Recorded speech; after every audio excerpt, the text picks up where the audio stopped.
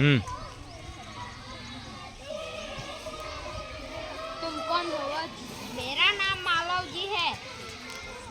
मालव जी, जानते हो इस अपराध का तुम्हें क्या दंड मिल सकता है? मृत्यु। मृत्यु दंड से पहले तुम्हें मुझे एक बात बतानी होगी। वह क्या?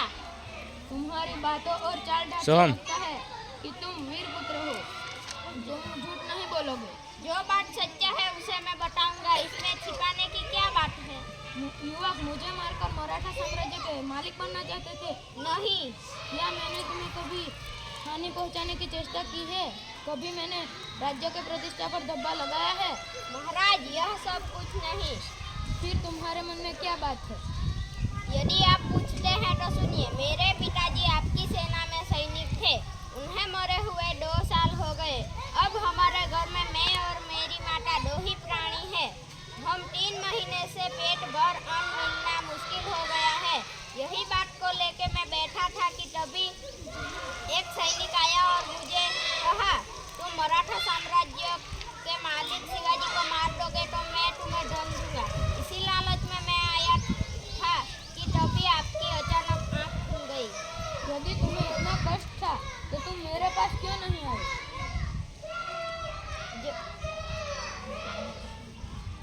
मेरे आने की क्या आवश्यकता थी? जो सैनिक ने अपने प्राण गंवा दिए, उस सैनिक ने अपने भारत के लिए प्राण गंवा दिए।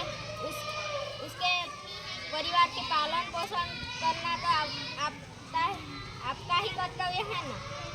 तानाजी, इस बालक को ले जाकर जेल खाने में बंद कर दो। कल इसे मृत्युदंड दिया जाएगा। मृत्युदंड पाने से पहले मैं एक भीख मांगता हूँ। बोलो। मृत्युदंड पाने से पहले मैं अपनी माता श्री का एक बार दर्शन करना चाहता हूँ। यदि तुम अपनी माता का दर्शन करके न लौटे तो?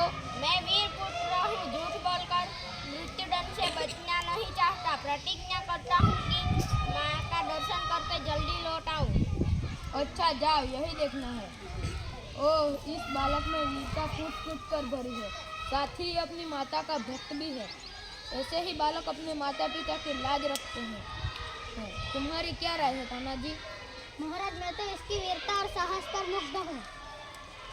तानाजी, जानते हो मैं इस बालक के साथ क्या व्यवहार करूँगा? नहीं महाराज। मैं इस बालक की परीक्षा लेकर इसको मृत्युदंड से मुक्त कर दूंगा। फिर अपनी सेना में भर्ती करूँगा। घातक के साथ इतनी दया धन्य है। तानाजी, मारने वाले से बचाने वाले में अधिक शक्ति होती है।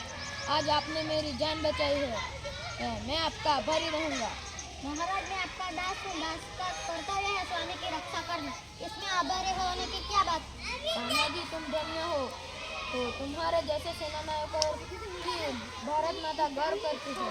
अच्छा, थोड़ी देर विश्राम कर लो। जो आज्ञा महाराज। तानाजी, न जाने क्यों मुझे उस बालक के प्रति मेरे मन में उस बालक के प्रति अगाध प्रेम उमड़ रहा है। तब से वो मेरे सामने से गया है, तब से मैं उसी के विचार में। महाराज, वो तो उसकी वीरता और साहस का फल है। तुम सच कहते हो। मैं उसकी वीरता और साहस पर मुग्ध हूँ।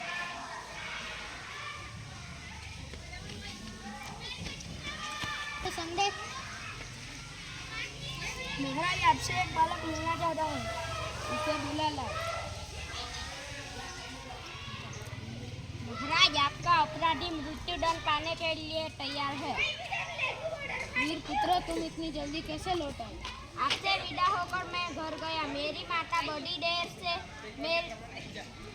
मेरी प्रतिज्ञा कर रही थी, तो मुझको देखते ही उसने मुझे छाती से लगा लिया।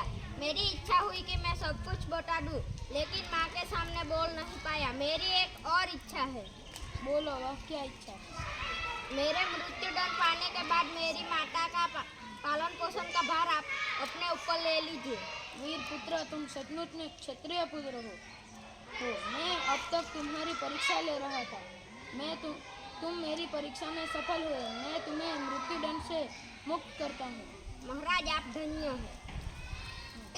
वीर पुत्र, तुम जैसे अपनी माता का दुख देखकर व्याकुल हो रहे थे, वैसे ही मैं भी दुखी रहता हूँ।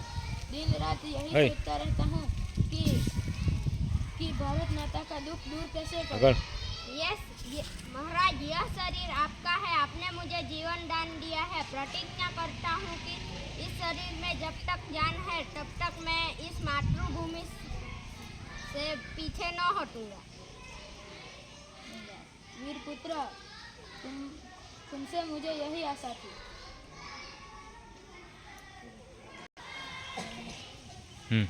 इस नाटक में मराठा साम्राज्य के राजा छत्रपति शिवाजी की की उदारता उदारता और राष्ट्र प्रेम को उजागर किया गया है।